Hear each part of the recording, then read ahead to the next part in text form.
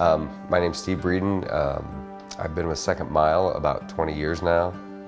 Started out as the new guy on the block and have just providentially been put in a spot where I've been able to join their board for the last few years and give back some of the talents guys have given me towards the organization. So I've been able to even bring some of my children into the organization as well, and been able to use it as a platform to reach out to other organizations and become a part of those as well.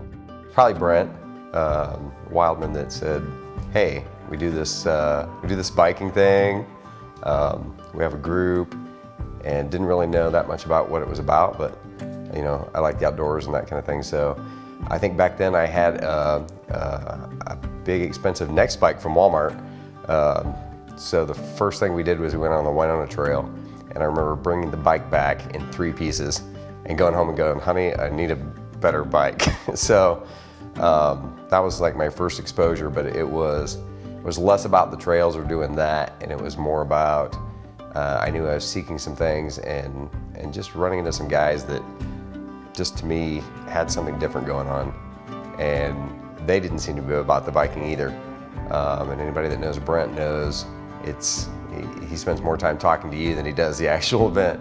So it just brought me in. It gave me this sense of, hey, I want to know more about these people and what's going on. I'm a huge introvert. It's hard for me to actually get out, meet people, make friends sometimes because I tend to be self-focused, internally. And it's really taught me to focus outwardly, and it really changed who I am in a lot of ways. And just the feeling you get when I remember I was at church. I met a young man and I said, "Hey, here's kind of what our group does," and it was a little group meeting, and I remember him vividly. Just listen, whatever, and I thought it was no big deal, no big impact. And he finally, about 3 or 4 days later, he called me on the phone and he goes, "I've been looking for your number for 4 days straight. I've been asking people, I've been trying to look it up on the internet." He said, "God just put it on my heart, I've got to call you, and I want to be involved in this group. I want you to mentor me." And so I get to mentor this guy for 2 years. I mean, talk about an immense responsibility and privilege, and just to be able to come alongside somebody. So just that aspect of being able to build those relationships, and it works so much more than just Second Mile, because I've not only been able to be involved with Second Mile, but also my wife and I had started working with college-age kids with a mission in Fiji, and we've done that for 9 years.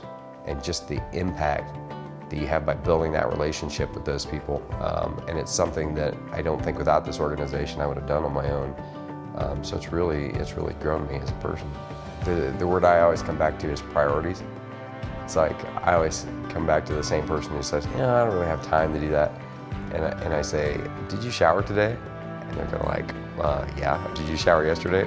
"Yeah." My thing is, what you have time for is where you put your priorities. We all have the same amount of time in the day. I work a lot. I have other things that I do, but my priority anymore is on people. And if I do that, and if I put my priority in God, He's going to bring those people to me. But if I don't put my priority in God and I put it on myself, I'm going to get exactly what I put into it. And it's what God calls us to do. He didn't call us to come and join Second Mile and then sit around and enjoy each other's company. That's not what this group's about. It's not what I'm about. It's about coming together as a group to strengthen each other, and then going out from there and seeking those people, and letting them know, you're not any different than we are. We're not any different than you are. I don't go out and preach to people. I go out and go, "Hey, we're all in the same boat. Let's row together. I've got the same difficulties, the same problems in life that you do, but you don't have to do it alone. God's got a plan for you, and He's put people around you to help you through that." So